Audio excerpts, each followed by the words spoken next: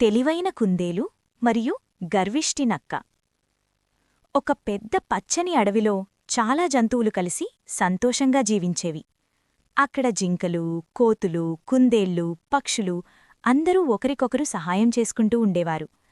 కాని ఆ అడవిలో ఒక నక్క మాత్రం చాలా గర్వంగా ఉండేది. ఆ నక్క పేరు రుద్ర. రుద్ర తనను తాను చాలా తెలివైనదిగా భావించేది. ఈ అడవిలో నాకంటే తెలివైన జంతువు లేదు అని ఎప్పుడూ చెప్పుకునేది. ఇతర జంతువులను చిన్నచూపు చూసేది. ఒకరోజు ఉదయం అడవిలోని చెట్టు కింద చిన్న కుందేలు చిన్ను కూచుని క్యారెట్ తింటోంది. అప్పుడు నక్క అక్కడికి వచ్చింది. నక్క నవ్వుతూ చెప్పింది, చిన్నూ, నువ్వు చాలా చిన్న జంతువు, నీకేమీ తెలీదు. ఈ అడవిలో తెలివైనదాన్ని నేనే. కుందేలు ప్రశాంతంగా నవ్వింది. అలా నువ్వనుకోవచ్చు, కాని నిజంగా తెలివైనవారెవరో ఒకరోజు తెలుస్తుంది అని చెప్పింది. నక్కకి కోపం వచ్చింది. అయితే మనమొక పరీక్ష పెట్టుకుందాం, ఎవరు తెలివైనవారో చూద్దాం అని చెప్పింది. కుందేలు ఒప్పుకుంది. కొద్ది రోజుల తర్వాత అడవిలో పెద్ద సమస్య వచ్చింది. అడవిలో ఉన్న చిన్న సరస్సు ఎండిపోవడం ప్రారంభమైంది. జంతువులకు తాగడానికి నీరు లేకుండా పోయింది.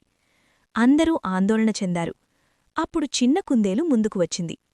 మనమందరం కలిసి పనిచేస్తే మంచిది అని చెప్పింది.